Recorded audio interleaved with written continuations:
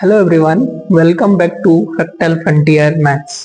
हम linear algebra की जो सीरीज कर रहे थे उसमें अब तक दो लेक्चर कवर कर चुके हैं। अगर आपने वो दो लेक्चर्स देख लिए होंगे तो आपको पता होगा कि हमने मैट्रिसेस का बेसिक इंट्रोडक्शन, उनका हिस्टोरिकल बैकग्राउंड, उनके रियल लाइफ एप्लीकेशन, उनका रिप्रेजेंटेशन, डेफिनेशंस और एग्जांपल्स अब तक दो लेक्चर में हम कवर कर चुके हैं।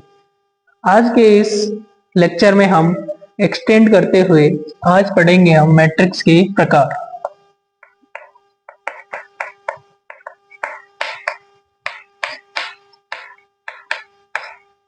यानी कि टाइप्स ऑफ मैट्रिसेस।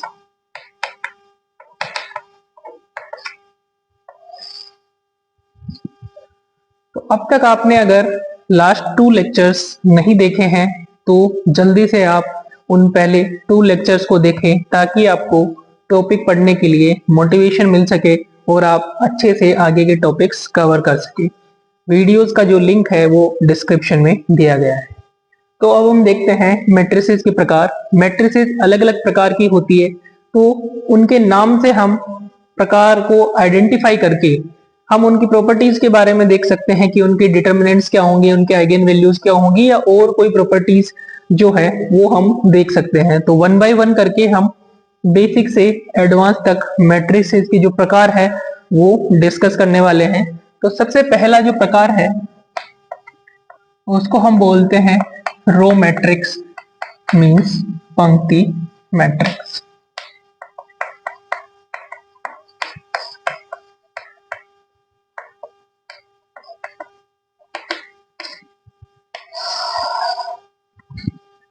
तो जैसा कि नाम से पता चलता है कि पंक्ति मैट्रिक्स यानी कि वह मैट्रिक्स जिसमें केवल पंक्ति हो, यानी कि वह मैट्रिक्स जिसमें एक रो हो, उस मैट्रिक्स को हम पंक्ति मैट्रिक्स यानी कि रो मैट्रिक्स कहते हैं। तो डेफिनेशन लिखते हैं।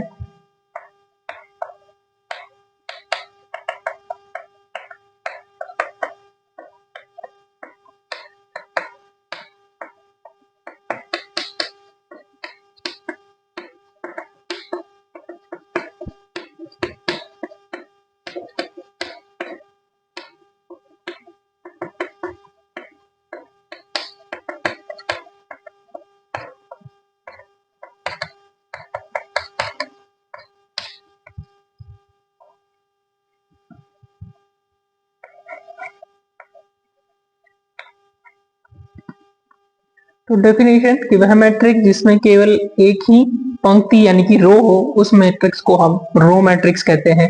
तो जो रो मैट्रिक्स का जो ऑर्डर होता है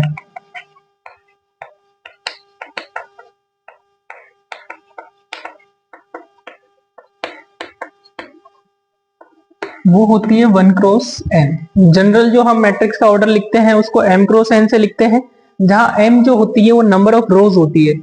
क्योंकि पंक्ति मैट्रिक्स में केवल एक ही रो है तो यहाँ m की वैल्यू 1 हो जाएगी और n इसमें कितने भी कॉलम हो सकते हैं।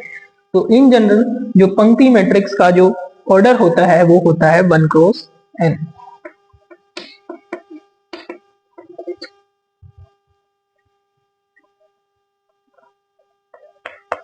जैसे एग्जांपल देखेंगे,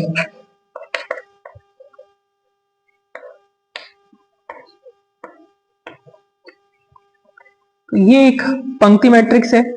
इसमें एक पंक्ति है और 3 स्तंभ यानी कि कॉलम है। इसका ऑर्डर जो है वो है 1 क्रॉस 3। एक एग्जांपल और देखते हैं हम।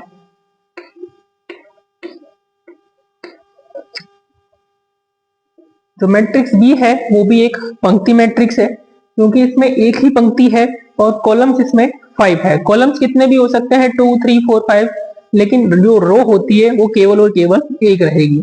तो इसका जो ऑर्डर है वो है 1 क्रॉस 5। तो कभी भी आपको पंक्ति मैट्रिक्स को आइडेंटिफाई करना है तो आप उसका ऑर्डर देखोगे। अगर उसका ऑर्डर 1 क्रॉस समथिंग हो, ठीक है, 1 cross 2, 1 cross 4, 1 cross 6, 1 cross 10 etcetera, तो उस मैट्रिक्स को हम कहेंगे पंक्ति मैट्रिक्स। नेक्स्ट मैट्रिक्स देखते हैं हम। तो जस्ट इसी को मॉडिफाई कर देते हैं। नेक्स्ट मैट्रिक्स का जो प्रकार है उसे हम बोलते हैं स्तंभ मैट्रिक्स यानी कि कॉलम मैट्रिक्स।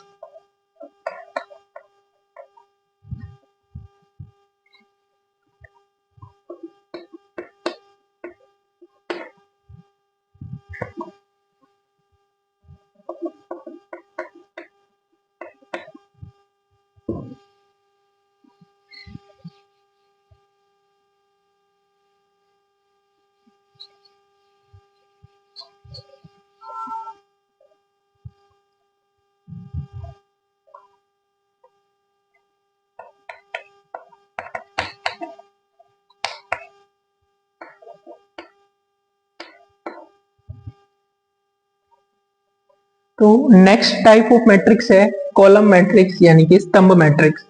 तो जैसा कि हमने पंक्ति मैट्रिक्स को देखा था, उसी प्रकार से स्तंभ मैट्रिक्स वह मैट्रिक्स होती है जिसमें केवल और केवल एक स्तंभ होता है। पंक्ति उसमें कितनी भी हो सकती है, लेकिन स्तंभ जो होगा वो केवल और केवल एक रहेगा। तो ऐसी मैट्रिक्स को हम कॉलम मैट्रिक्स और स्तंभ मैट्रिक्स कहते हैं। स्तंभ मैट्रिक्स की जो कोटि होती है, ऑर्डर जो होता है स्तंभ मैट्रिक्स का, वो होता है m×1, यानी कि रोज कितनी भी हो सकती है उसमें, लेकिन कॉलम केवल और केवल एक होता है। तो कभी भी आपको आइडेंटिफाई करना है कि ये कॉलम मैट्रिक्स है या नहीं है, तो उसका जो ऑर्डर होगा वो समथिंग इन क्रॉस 1 के बराबर होगा। 1×1, 3×1, 5×1, 7×1 एक्सेट्रा। एग्जाम्पल देखते हैं हम।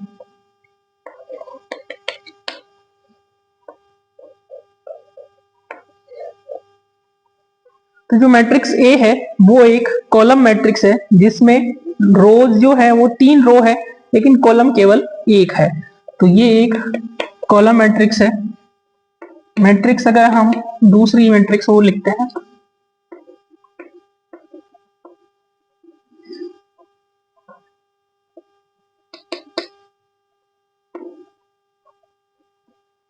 जो मैट्रिक्स बी है उसमें 5 रोज है और 1 कॉलम है।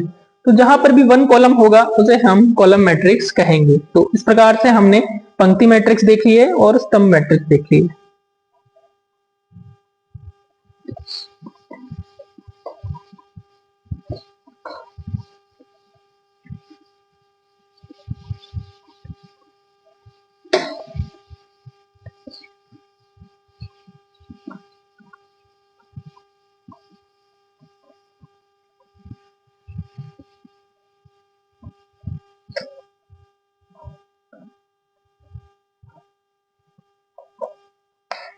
जो नेक्स्ट टाइप ऑफ मैट्रिक्स है वो हम देखेंगे शून्य मैट्रिक्स,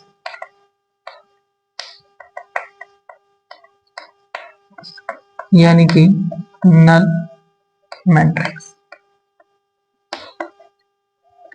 इसको हम जीरो मैट्रिक्स भी बोल देते हैं।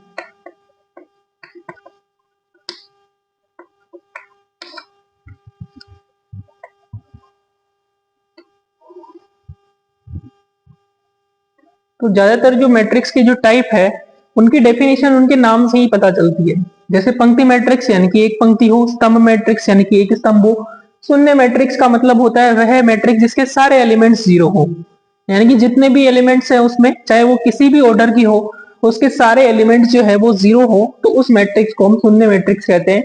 इसे इंग्लिश में नल मैट्रिक्स या फिर हम जीरो मैट्रिक्स कहते हैं। तो डेफिनेशन लिखते हैं इसकी।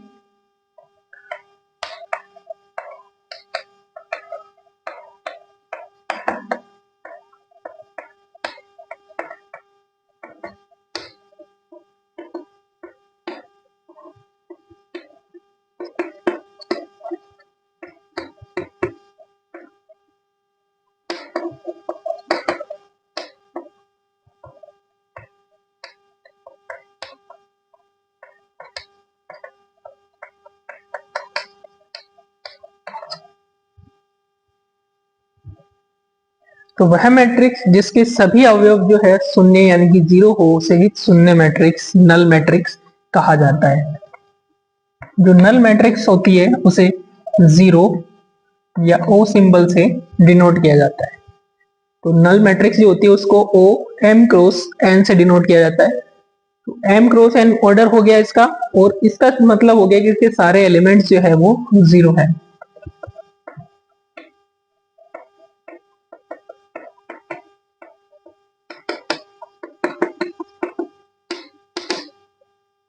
एग्जाम्पल देखते हैं इसके।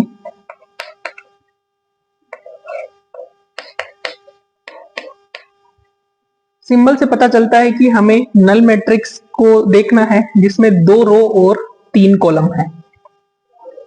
तो इस प्रकार से 2×3 स्ट्रक्चर बनेगा, 2 रो और 3 कॉलम। लेकिन ये नल मैट्रिक्स है, तो नल मैट्रिक्स की डेफिनेशन होती है इसके सभी एलिमेंट्स जो है वो जीरो होने चाहिए। तो इस प्रकार से हम इसको सभी एलिमेंट्स इसमें जीरो कर देंगे। तो ये एक नल मैट्रिक्स होगी ऑर्डर 2×3 की। एक एग्जांपल और देखते हैं। अब की बार हम स्क्वायर मैट्रिक्स देखते हैं, स्क्वायर नल मैट्रिक्स, जिसमें 3 रो हैं और 3 ही कॉलम्स हैं। O 3 क्रॉस 3 यानी कि 3 रो और 3 कॉलम्स है, तो सभी एलिमेंट्स इसके 0 होंगे क्योंकि ये नल मैट्रिक्स है। तो इस प्रकार से हम शून्य मैट्रिक्स या नल मैट्रिक्स को डिफाइन करते हैं। तो अगर किसी मैट्रिक्स में आपको सभी एलिमेंट्स 0 दिखे तो इसका मतलब है कि वो एक नल मैट्रिक्स है।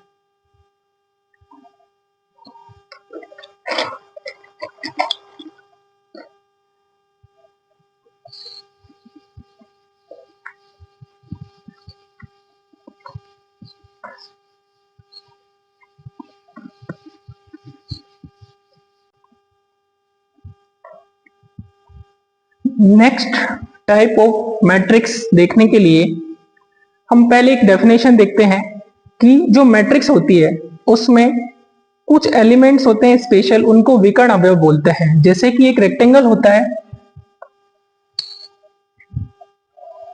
ये मान लो कोई रेक्टेंगल है, तो इसका ये जो लाइन होती है जो इसके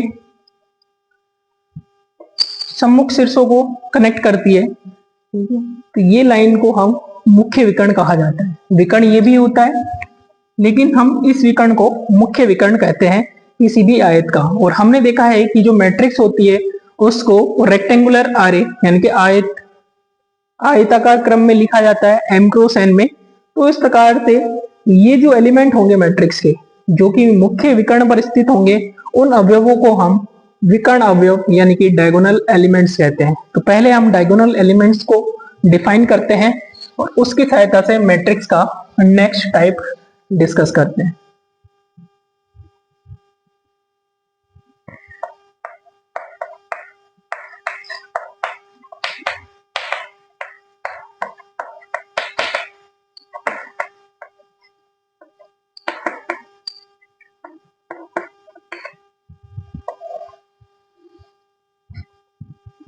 तो विकर्ण अवयव की परिभाषा क्या होती है?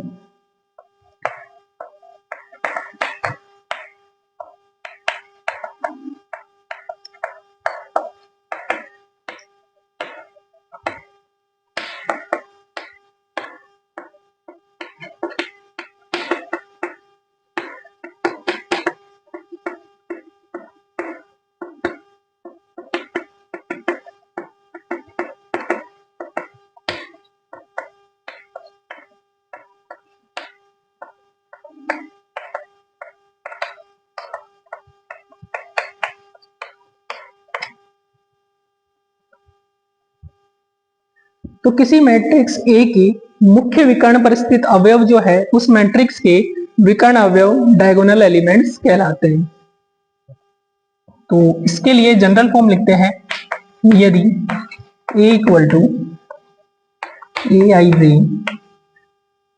n क्रॉस n,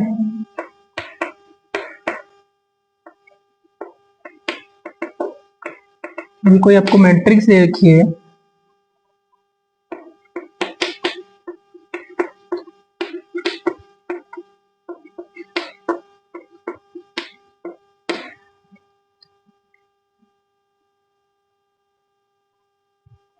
या फिर हम इसको स्क्वायर मैट्रिक्स मान लेते हैं n क्रॉस n।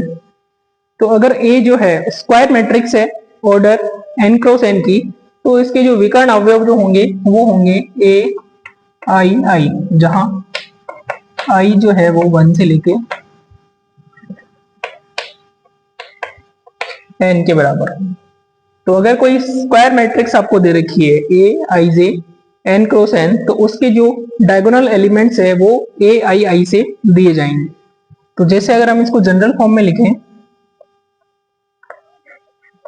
तो कोई भी मैट्रिक्स है उसको हम जनरल फॉर्म में ऐसे लिख सकते हैं A11 A12 up to A1n A21 A22 up to A2n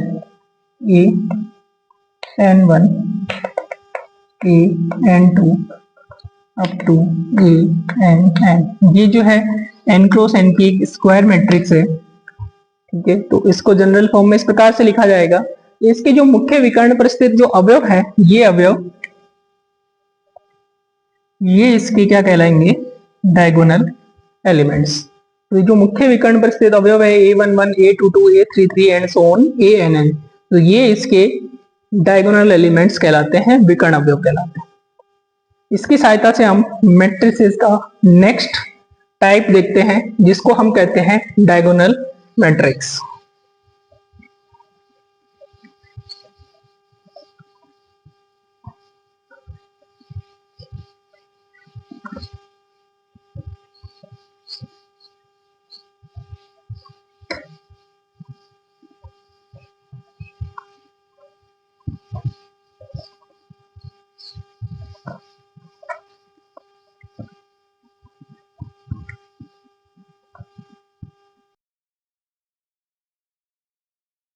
row matrix, column matrix और नल मैट्रिक्स के बाद में हम कुछ special kind of square matrices के बारे में देखेंगे। अभी हमने इससे पहले विकर्ण अवयव देख लिए कि किसी भी मैट्रिक्स जो है, स्क्वायर मैट्रिक्स के जो डायगोनल पर एलिमेंट्स होते हैं उनको हम डायगोनल एलिमेंट्स कहते हैं।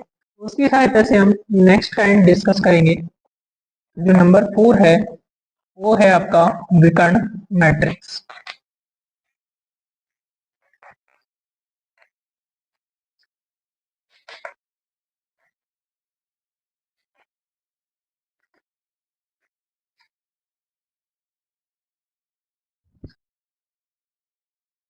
विकर्ण मैट्रिक्स के बारे में देखेंगे। जैसा कि नाम से पता है कि वह मैट्रिक्स जिसमें केवल विकर्ण पर अवयव हो, विकर्ण के अलावा जो अवयव है वो सभी जीरो हो, तो उस मैट्रिक्स को हम विकर्ण मैट्रिक्स, डायगोनल मैट्रिक्स कहते हैं। डेफिनेशन लिखते हैं।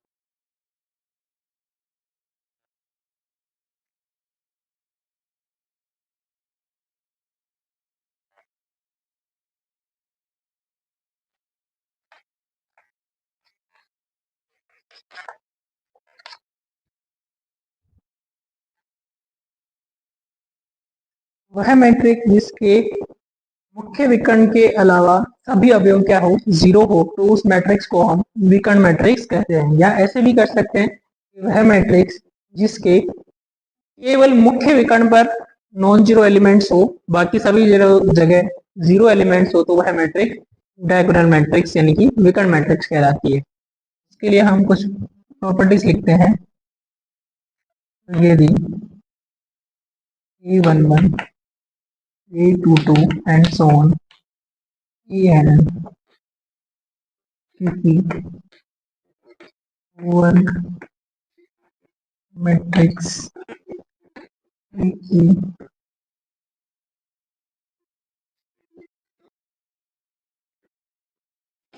विकर्ण अवयव हो, तो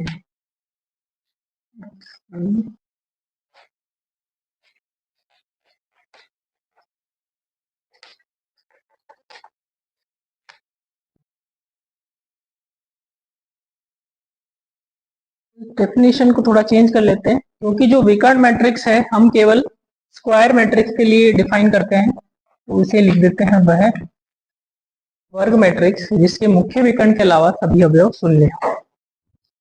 अगर आपको जो विकर्ण अवयव है, डायगोनल एलिमेंट्स है, वो दे रखे हैं A11, A22 up to ANN, square matrix A के डायगोनल एलिमेंट्स हो, तो उसे हम इस प्रकार से लिखते हैं A equal to DI AG A11, A22 and so on A।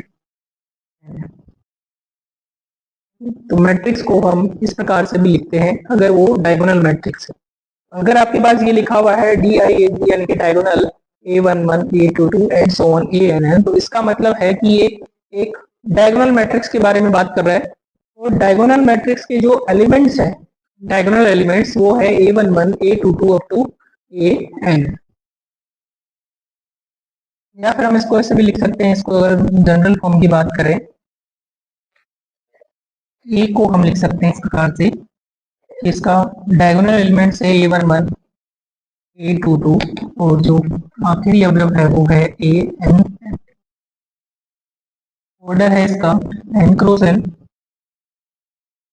तो इसके जो मुख्य विकर्ण पर जो अवयव है वो नॉन जीरो है, बाकी सभी अवयव जो हैं इसके जीरो अवयव होंगे।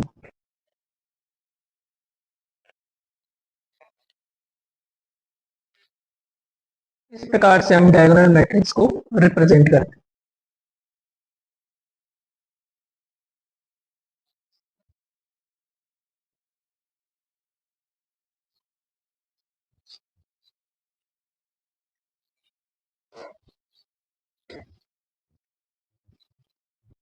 इसके एग्जांपल्स देख लेते हैं। वैसे हमने जनरल फॉर्म डिस्कस कर लिया है, तो उससे एग्जांपल बना लेते हैं। जैसे ए कोई एक मैट्रिक्स है 3 क्रॉस 3 की, जिसके डायगोनल एलिमेंट्स है 1 2 और 3।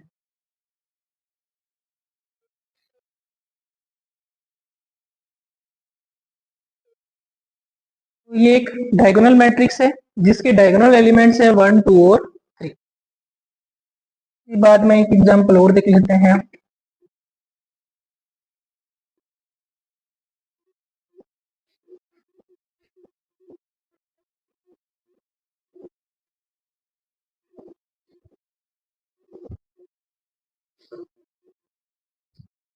ये एक 4 क्रॉस 4 मैट्रिक्स है, स्क्वायर मैट्रिक्स, जिसके डायगोनल एलिमेंट्स है ए बी सी और डी। बाकी जो सभी अवयव है ऑफ डायगोनल एलिमेंट्स, डायगोनल के अलावा जो भी सभी एलिमेंट्स है सारे के सारे जीरो एलिमेंट्स है। तो ये एक डायगोनल मैट्रिक्स होगी।